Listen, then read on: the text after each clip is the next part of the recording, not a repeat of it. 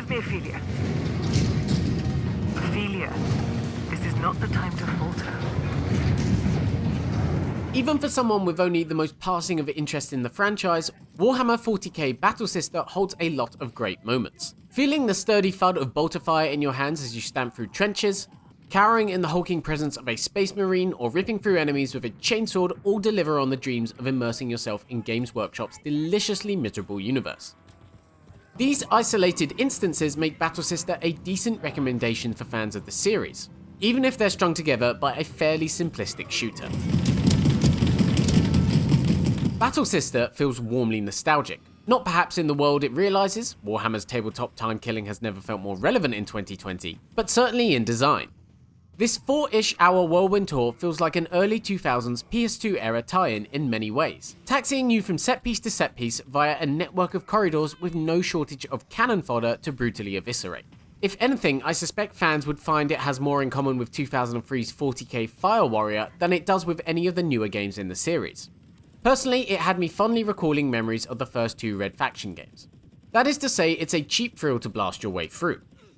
Battle Sister is never anything less than entertaining, propped up by faithful set dressing. Its shootouts against a handful of enemy types would probably slip into mundanity if it wasn't for the authentically chunky arsenal that takes a little artistic license in VR. The stubby, sturdy roar of the bolter delivers a pleasing kick with Quest 2's haptics, and feels powerful to wield two-handed, though if you're so inclined it's perfectly possible to dual-wield too. That might be sacrilege for Warhammer purists, but it's undeniably vicious in practice.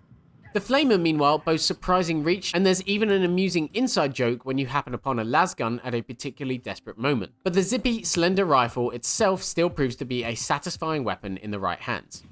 Juggling between these tools keeps Battle Sister's combat suitably morbid, especially when paired with the surprising amount of blood you'll spill for a VR game.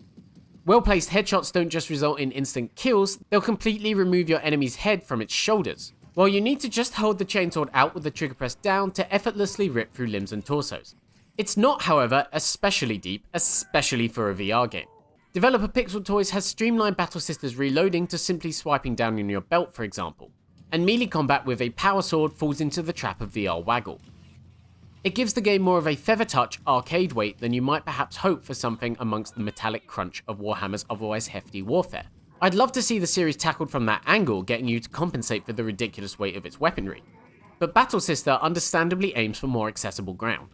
Other elements aren't quite as forgivable. Playing as a member of the Sisterhood, you'll have access to a handful of special powers that are used too sparingly and are far too sensitive to control. A sort of force push move, for example, is activated by thrusting your hand forward, but it took me hours to understand the precise way in which the game wanted me to do it and where to use it. In early sections, I stood in corridors blocked off by waist-height boxes, flailing my arms about in a hopeless attempt to inch them forward. Abilities to slow time and provide temporary invincibility are easier to activate, though their implementation still feels last minute. There's just one instance each in which you'll need to use them. Ultimately, Battle Sister is a game first and a VR experience second. There are boss fights against giant mechs that are helpfully surrounded by otherwise useless gun emplacements, and a steady progression of enemies that, rather than introduce new mechanics unique to the platform, simply shoot bigger, tougher bullets. It's not without its VR charms though.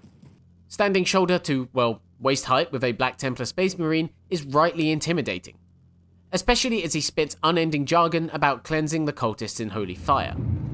There's still some fangs in this old dog, shall we?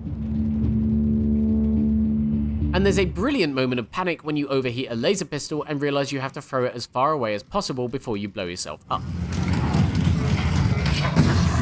This is just scratching the surface of what the Warhammer franchise could do with VR, but it's undeniably fun all the same.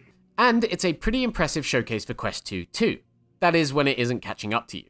Battle Sister boasts impressive environmental variety for a Quest 2 game, and often looks very sharp on the platform, even in bigger areas. Special mention has to go to the weapon design, which is not only authentic, but intricately detailed and sure to please even the most demanding of the fanbase. That said, I did encounter a few hard crashes over the course of the campaign, and some of the levels are constantly loading in textures, whilst enemy models will inexplicably start to stutter after they're killed. It can definitely feel a little wonky at times, and you get the sense that Pixel Toys could have benefited from a month or so more of development, especially with the 2-player Horde mode not set to arrive until early next year.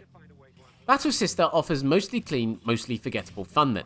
It'd likely feel just as at home played on a screen with a controller in hand as it would in VR, but the chance to peer down the sights of a bolter or exercise righteous justice with a power sword will please many a 40k fan. As far as ticking the boxes go for VR shooters, it does enough to warrant a look if your back catalogue is empty. Better than nothing. Thanks so much for watching this review. If you liked it, make sure to like, subscribe and comment, hit the notifications button, and we'll see you soon for yet more VR coverage.